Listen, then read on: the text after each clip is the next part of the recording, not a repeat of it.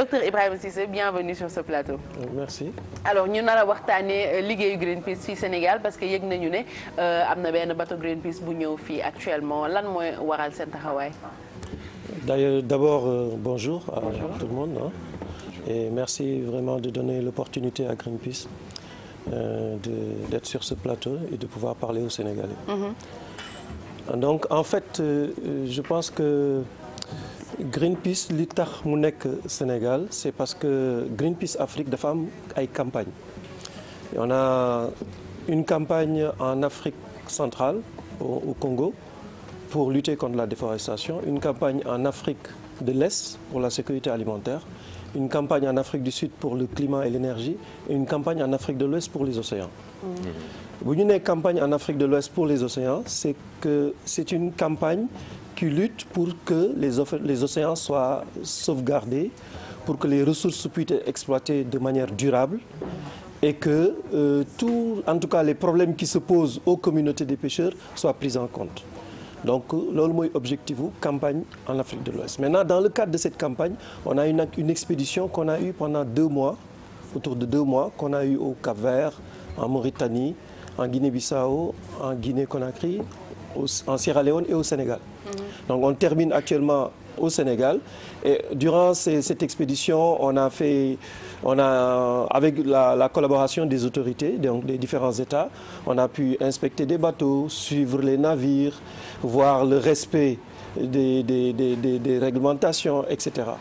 Donc ces activités-là se font parce que si on fait une projection en tout cas très courte dans un avenir proche, on sait qu'avec la croissance démographique, avec les changements climatiques, les ressources halieutiques vont être de plus en plus rares. Mais du coup, est-ce que liggéeyu campagne bi mi ngi dox parce que actuellement Sénégal nii boo demee tey di jënd jën ci ñi nga xamante ne ñoom ñooy napp en grosse quantité dañ lay wax que jën amul. Même bu fekkente ne ñii napp yu ndaw boo demee dañ naan ne jën bi léegi amatul ci géej gi. Est-ce que kon campagne bi mi ngi dox. Mais raison de plus pour que campagne bi am. Donc en fait ce que vous venez de dire c'est ça qui justifie la campagne. Ça montre toute l'urgence qu'il y a pour une exploitation durable des ressources. Parce que les responsabilités sont partagées. Hein. On dit Djen Amoul, on a différents acteurs et durant l'expédition, on a rencontré les autorités, on a rencontré les acteurs, les associations, on a rencontré les enfants même parce qu'on pense que c'est leur futur et qu'ils doivent comprendre qu'est-ce qui se passe. Donc on a tous des responsabilités partagées. Donc dès l'instant qu'on n'a plus de poissons, donc qu'est-ce qui se passe alors?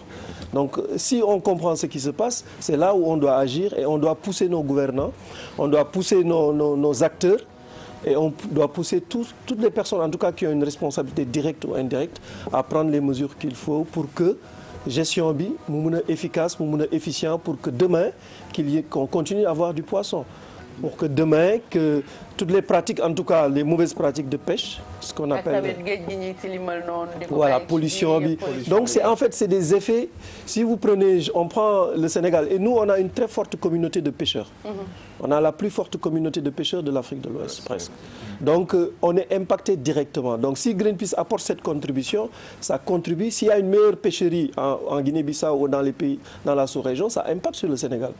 Donc nous on apporte notre contribution pour que demain qu'il y ait du poisson. Et cela signifie quoi? Cela signifie que non seulement l'État a sa responsabilité pour tous ces pays-là et on essaie de les mettre ensemble pour que les stocks partagés, parce qu'il y a des stocks qui migrent entre pays, leur gestion soit consensuelle. Pour que la surveillance se fasse sur toute la région, pour que des observateurs soient embarqués pour toute la région, pour que.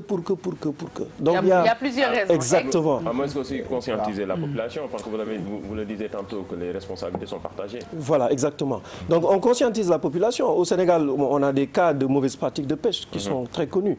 Donc on a tous des responsabilités.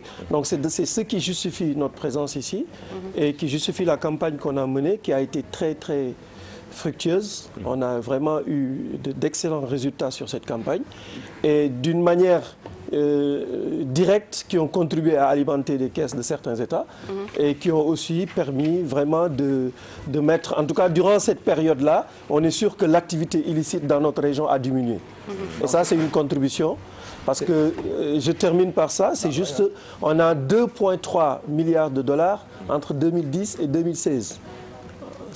Articles scientifiques publiés, de pertes pour notre sous-région, juste à cause de la pêche illicite. Donc c'est des choses. C'est beaucoup trop. Voilà, c'est beaucoup. Bon, man tontu na sama question bi mais c'est des campagnes ciblées en fonction des zones dëkk bu ci nekk. ak yi mu soxla en fait ak li mu soxla. ngeen andi fi type de campagne boobu parce que gis nañ ne Sénégal wàllum jën bi la. Afrique de l'Est bi voilà famine bi. puis déforestation en Afrique du Sud climat et cetera. Exactement. donc ñun ça veut dire tout simplement problème bi ñun donc ci wàllu géej gi la daal. Voilà, en fait il y a une priorisation parce qu'il y a beaucoup de problèmes. Hein? Déforestation pourrait concerner le Sénégal si on prend un peu le sud et peut-être l'Afrique de l'Ouest. Mais en tout cas par rapport aux primautés et contributions poids jën ci alimentation sénégalais tey. Voilà ci ceebu jën et surtout en micronutriments. Surtout en nutriments parce qu'aujourd'hui si on n'a pas des problèmes de malnutrition dans certaines zones, c'est parce qu'il y a l'accès à ces ressources. Parce que les protéines animales les plus disponibles et les moins chères pour les populations les plus pauvres, c'est le poisson. Alfie Exactement. xaw ma ndax ci seen campagne defar ay port yu moderne port yoo xamante ni dinañ fekk ay camion frigorifique yuy dox parce que tamit gis nañ ni wàllum napp bi liy yàqu si jën dafa bëri boo jëlee quai de pêche bu mel ni Ndar nga xamante ni dafay génn ci jën bëri na mais dafa nekk ay quai de pêche yoo xamante ni moderne ñu dafa nekk ay quai de pêche yoo xamante ni dañ ko war a maanaam defaraat defar ko de telle sorte que suñu nappee jën yi nit ñi dinañu mën dem foofu jël fa li ñu soxla ci jën ñu denc li ci des foofu ci quai ba jaay fa li ñu war a jaay te du yàq benn yoon. Bon, moi je pense que ça c'est il y a une responsabilité de ce côté de l'État. Et bon, je pense que récemment il y a des quais qui ont été inaugurés et qu'ils sont en train peut-être d'améliorer la réception des ressources. Parce que les pertes liées au problème de conservation des ressources, ça c'est une chose. Et ces pertes-là, c'est plus comment faire de sorte que les températures de conservation soient sauvegardées durant tout le process, donc durant toute la chaîne de valeur. Et ça, c'est vraiment un autre aspect qui fait que, mais pour parler de cela, il faut d'abord qu'il y ait des ressources. Il faut qu'il y ait d'abord du poisson. waaw man campagne bi dama bëgg xam rek exactement fan ngeen ko bëgg a yóbbu yéen en personne lan moo ci nekk seen objectif et puis qu'est-ce qu'on attend aussi de vous yéen en personne yéen ci nekk. Bon ñun on pense que aujourd'hui les pays de la sous-région sont très fragiles. Et que si cette fragilité-là impacte sur tous les pays, c'est-à-dire qu'aujourd'hui bu dëkk bu am problème dëkk boobu bu signé benn licence wala mu am ay autorisation wala mu def benn activité sur les ressources, les autres pays sont impactés. Donc on ne peut pas avoir une approche locale de ces problématiques. L'approche doit être régionale. Pour approche régionale sur des ressources partagées et sur des problématiques régionaux. Parce que les problématiques de changement climatique ou de pollution ne se situent pas dans un pays, dañu régional. C'est pour ça nous on pense qu'il faut qu'on amène nos États à être ensemble sur ces questions et à pouvoir faire une gestion de ces ressources de manière consensuelle, mais mettre en place des organismes de gestion. Des organismes de gestion, ça signifie pas que les pays vont prendre la souveraineté. Non, chaque pays, sur les ressources locales qui appartiennent à ces pays, les pays ont toute la latitude de décider sur ces ressources. Mais sur les ressources partagées, sur la pêche illicite, sur la surveillance des eaux, ça c'est des problématiques qui nous concernent tous et sur lesquelles on est tous impactés. Mais est-ce que loolu lépp tam mat na instant bi moment bi nga xamante yéen a ngi koy waajal. Non, c'est-à-dire que c'est un travail d'abord de conscientisation, c'est un travail d'engagement et à travers l'expédition qu'on a eue, les résultats montrent que c'est une urgence. Donc en démontrant cette urgence et en ayant des réunions avec des différentes autorités dans les différents pays, au plus haut niveau, parce qu'en Guinée-Bissau, on a eu le président de la République qui est venu à notre réunion. Dans les autres pays, c'est les ministres au plus haut niveau qui sont venus appuyer notre campagne et être présents dans nos activités. Donc cela signifie que si eux tous ils sont d'accord et ils comprennent l'urgence de cela. Dès qu'on aura décidé d'avoir une surveillance de nos eaux, de discuter sur ces ressources et de pouvoir décider de qui peut pêcher et qui ne peut pas pêcher. Vous avez des partenaires en même temps? Donc Greenpeace n'a pas de partenaire. Greenpece a des. Enfin, Greenpeace travaille avec les acteurs. Greenpeace travaille avec les acteurs, les associations, les ONG. Mais Greenpeace, son orientation, c'est de défendre l'environnement en général, de défendre les ressources, de défendre la planète pour qu'on ait une planète pour vivre sainement en fait.